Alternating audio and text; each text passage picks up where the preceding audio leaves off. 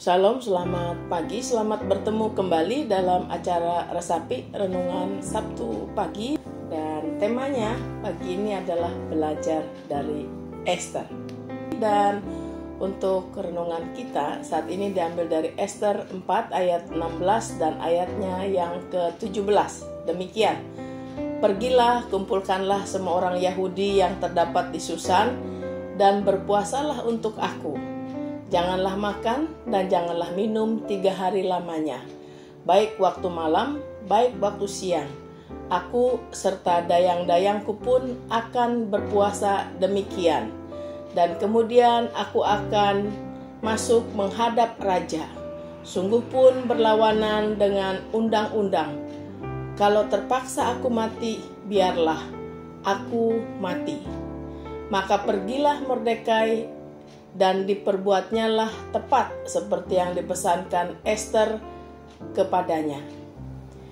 Demikian pembacaan Alkitab kita, Ester 4 ayat 16 dan 17. Untuk tema hari ini adalah belajar dari Ester.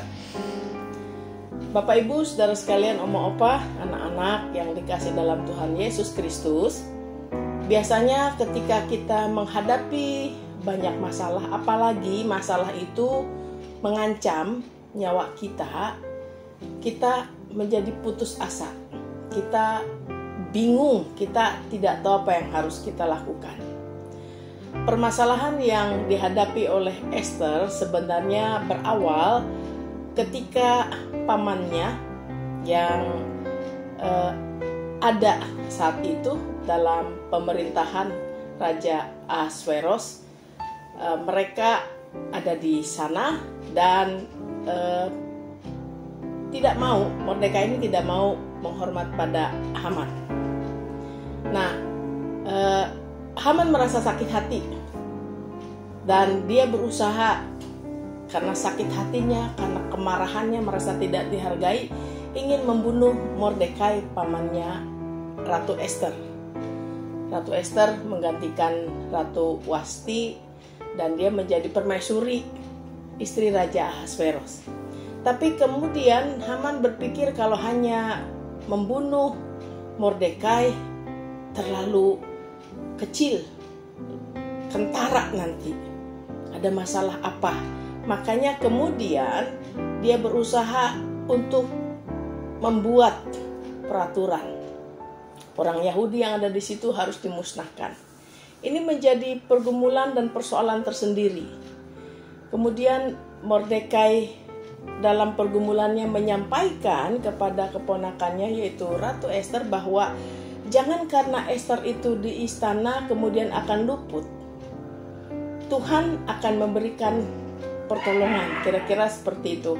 Dan akhirnya sesudah melalui pergumulan panjang, Ester berpikir bagaimana caranya dia menolong bukan hanya dirinya saja, tetapi menolong bangsanya yang ada saat itu dalam pemerintahan lingkungan Raja Ahasveros. Akhirnya Ester berpesan supaya memaklumkan puasa. Puasa tidak makan pada siang hari, pada malam hari, dan itu harus dilakukan oleh semua orang Yahudi yang ada di sana. Kemudian yang berikutnya, Ester juga berusaha bagaimana caranya mendapat perkenan raja supaya dia bisa bertemu dengan raja. Karena kalau salah-salah, walaupun dia permaisurinya, bukan atas dasar inisiatif raja untuk bertemu dengan Ester, maka berat hukumannya. Oleh karena itu berbagai upaya dilakukan. Ester memaklumkan supaya semua bangsa Yahudi berpuasa. Kemudian Ester juga berusaha untuk bisa bertemu dan akhirnya bisa bertemu. Dan Bapak Ibu saudara sekalian, om apa yang dikasih dalam Tuhan Yesus Kristus, tiang sulaan yang sudah dipersiapkan oleh Haman untuk menyula atau membunuh Mordekai, akhirnya melalui upaya yang dilakukan oleh Ester bertemu dengan raja dan ada pertolongan Tuhan di dalamnya, berbalik. Hamanlah yang pada akhirnya mati di tiang sulaan itu. Singkat cerita, dari kisah Ester ini kita belajar banyak hal. Pertama, diminta tenang, bisa berdoa untuk memohon pertolongan Tuhan. Kemudian yang kedua, Esther punya ide yang brilian, supaya bangsa Yahudi yang ada pada saat itu juga berusaha berpuasa memohon pertolongan Tuhan. Yang ketiga, Esther juga berusaha untuk bertemu dengan raja, mengemukakan segala keinginannya untuk menyelamatkan dirinya, menyelamatkan bangsanya dari upaya pembunuhan yang akan terjadi. Kemudian Mordekai juga memaklumkan untuk berkabung, untuk memperlihatkan kesedihan karena ada ancaman kematian yang akan dia alami bersama bangsa Yahudi, dan Tuhan akhirnya menolong. Bapak Ibu saudara sekalian, apa yang dikasih Tuhan dalam kehidupan kita juga belajar dari Esther. Bagaimana ketika ia ditimpa masalah bukan hanya dirinya, tetapi bangsanya, dia tidak mencari selamat sendiri, tetapi dia mengajak bangsanya untuk bersama-sama memohon pertolongan Tuhan. Dan dia juga berupaya. Kita dalam kehidupan kita seringkali ketika dihimpit pergumulan keluarga, pergumulan masalah ekonomi, masalah anak-anak, masalah di tempat pekerjaan dan lain sebagainya, seringkali kepanikan, ketakutan itu mendahului atau menimpa kita pada saat ada persoalan. Kita diajak belajar dari Esther bahwa ada porsi kita mohon pertolongan Tuhan, ada upaya yang kita lakukan, dan ketika kita sudah bersungguh-sungguh memohon pertolongan Tuhan, Tuhan juga akan memberikan yang terbaik pada kita. Oleh karena itu, Bapak Ibu, saudara sekalian, Oma Opa, dalam kehidupan kita persoalan gak pernah putus karena kita hidup. Persoalan akan datang silih berganti. Tapi cara menghadapi persoalan itu, kita belajar dari Esther. Tetap tenang, tetap mengupayakan apa yang bisa kita lakukan, dan Tuhan pasti bekerja di dalamnya. Tuhan memberkati, amin. Mari kita berdoa. Tuhan Allah kami, dalam menjalani kehidupan ini, kami tidak lepas dari persoalan-persoalan yang kadang datang silih berganti.